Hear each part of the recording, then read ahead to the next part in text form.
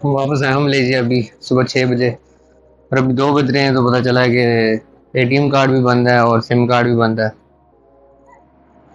तो अभी वो जाऊंगा अभी उनके आउटलेट, क्योंकि सिम के बगैर तो गुजारा हो जाएगा मगर पैसों के बगैर गुजारा नहीं होगा। 2 बज रहे हैं और 4 बजे बैंक बंद हो जाएगा। अभी ये काम करना है सबसे पहले। और फिलहाल आप ये मेरे अपार्टमेंट से व्यू चेक करें।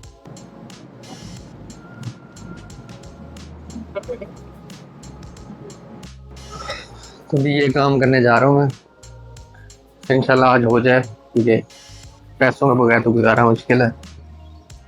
हमारे मलेशियन अपार्टमेंट्स की आपको चीज़ दिखा दूँ कि इनकी सिक्योरिटी जो है वो कितनी टॉप नॉच किस्म की है। कार्ड के बगैर कुछ नहीं कर सकते आप। ये मेरे फ्लोर का दरवाज़ा है, किसी के पास कार्ड होगा तो उसके पास फ्लोर की एक्सेस है, वरना उसके पास फ्लोर की एक्सेस नहीं है। दूसरा ये कि आपको एलिवेटर यूज़ करने के लिए भी कार्ड चाहिए। तो एलिवेटर में आप कार्ड लगाएंगे तो फिर चलेगा एलिवेटर, वरना नहीं चलेगा। तो डबल सिक्योरिटी है, कोई उस फ्लोर पे भी नहीं आ सकता और कोई एलिवेटर भी इस्तेमाल नहीं कर सकता। और इस साइड से कुछ ऐसा व्यू है।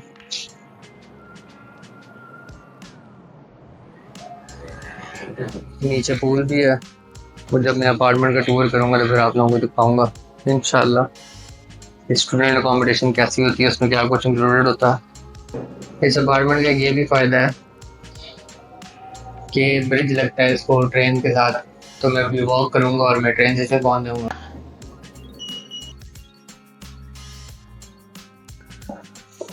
एक तो आपका अपार्टमेंट का कार्ड ज़रूरी है, दूसरी चीज़ ज़रूरी जो है वो है रैपिड केएल का कार्ड, क्योंकि उससे आप ट्रेन में सफ़र कर सकते हैं और बस में सफ़र कर सकते हैं।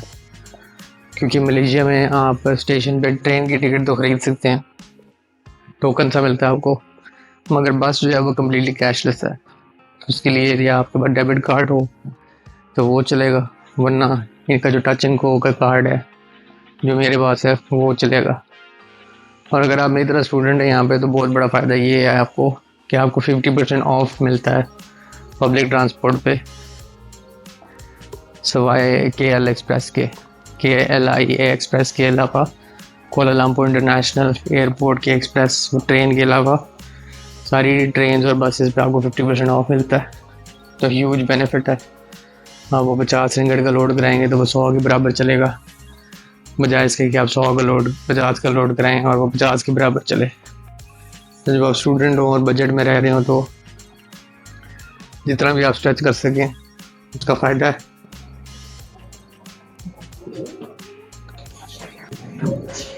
ये निकला मैं अपार्टमेंट कॉम्प्लेक्स से और वो सामने लिखा हुआ है चैन साउलिन एलआरटी स्टेशन उस तरफ। और ये ब्रिज है, ये ब्रिज क्रॉस करूँगा तो एलआरटी स्टेशन आ जाएगा।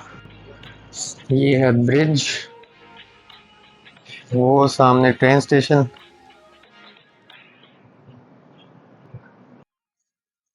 क्योंकि ये बड़ा शहर है, कैपिटल सिटी है कुआलालंपुर मलेशिया का, तो ऑल्दो आप बसेस पे भी जा सकते हैं, ये बाहर बसेस खड़ी हुई हैं मगर ट्रैफिक होती है। तो ट्रेन जो है वो ज़्यादा रिलायबल हैं, क्योंकि उन्होंने ट्रैफिक में तो रुकना नहीं है, प्लस सस्ती भी हैं। बसेस भी सस्ती हैं मगर ट्रेन जो हैं वो ज़्यादा आपको मुनासिब पड़ती हैं, क्योंकि एक स्पीड है, उन्होंने ट्रैफिक में रुकना कोई नहीं है। और दूसरा कार्ड का बड़ा फायदा है।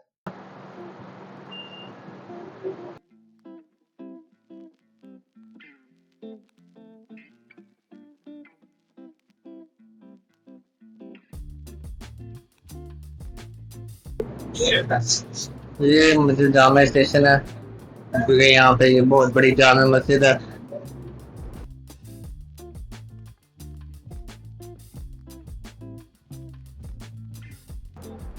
ये मैं आ गया सेंट्रल सिटी की।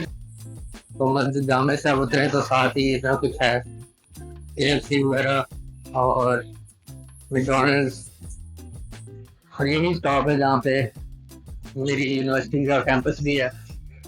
और मैं अपना बैंक दिखाऊँ आपको यहाँ पे, ये मेरा बैंक है, मेरा बैंक मलेशिया बैंक। सबसे पॉपुलर जो यहाँ पे बैंक हो यही है। प्लस वो मेरी यूनिवर्सिटी के साथ था, तो मैंने रेगरी अकाउंट खुलवा लेते हैं, तो मसला हुआ तो मना चला जाता।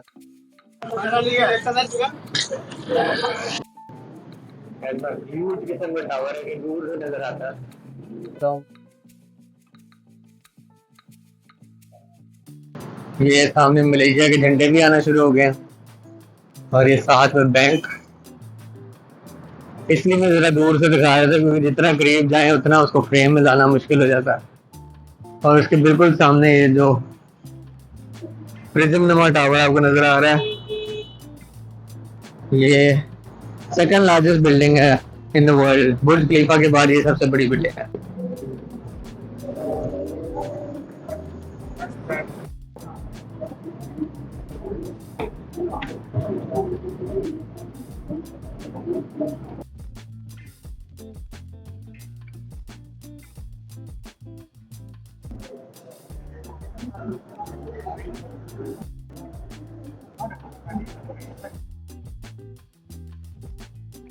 तो मसला उसने बता दिया है कि आपका कार्ड जो रिप्लेस होने वाला है।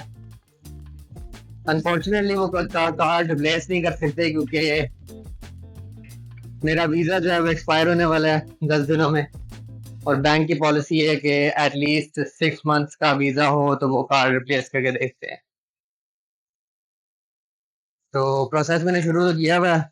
उसको मैंने कहा था कि यार ये यूनिवर्सिटी की डॉक्यूमेंटेशन ले लो, मगर वो बैंक की पॉलिसी है, तो फिर पॉलिसी के साथ आप बहस नहीं कर सकते। ये फायदा है कि अपने यूनिवर्सिटी वाले से जाके कहूँगा कि भाई वो ऐसे कह रहे हैं तो मसला हल करके दो। तो ये तो मसला है। ये साल का वीजा ये इशू करते हैं मलेशिया वाले, और आपको हर साल रिन्यू कराना पड़ता है। तो अगर 3 साल की डिग्री है तो एक दफा वीजा लगेगा, और 2 दफा आपको रिन्यू कराना पड़ेगा। तो ये मसला है। खैर यूनिवर्सिटी में पहुंच गया हूँ, और अभी 3 बज रहे हैं, तो मेरा नहीं ख्याल कि सिम का मसला सॉल्व होगा। तो खैर सिम तो बंदा नहीं भी ले सकता। कोशिश करेंगे पुराना नंबर वाला मसला ही सॉल्व हो जाए, मगर अगर कुछ ना हुआ तो फिर सिम नहीं लेने देंगे, और क्या हो सकता है। सीन कुछ ऐसा है कि भाई अकाउंट्स वाले ने मेरे साथ काफी बदतमीजी से पेश आया, तो उसके खिलाफ मैंने बात की। तो अब सीन कुछ ऐसा है कि बैंक अकाउंट अनफ्रीज कराने के लिए वीजे की जरूरत है, और वीजे के लिए पैसे देने की जरूरत है। तो ये लूप है।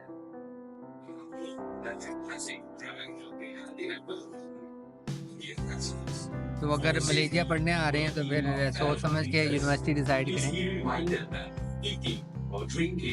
क्योंकि इंफ्रास्ट्रक्चर तो बहुत अच्छा है, जैसा आप देख ही रहे हैं।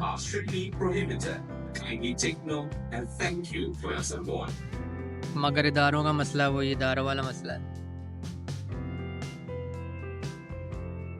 क्योंकि सुबह 6 बजे का मैं आया हूँ मलेशिया, और मैं साथ ही इन कामों में लग गया हूँ, तो मैं घर जाके रेस्ट करूँगा।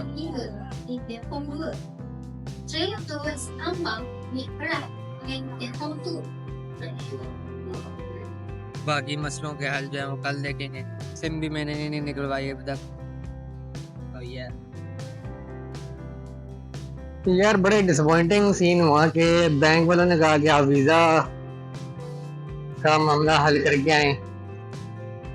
तो यहाँ पे वीज़ा जो है वो यूनिवर्सिटी जो है वो करती है, और मैं अकाउंट्स ऑफिस गया और उनको मैंने सिचुएशन समझाई कि भाई बैंक वाले ऐसे कह रहे हैं।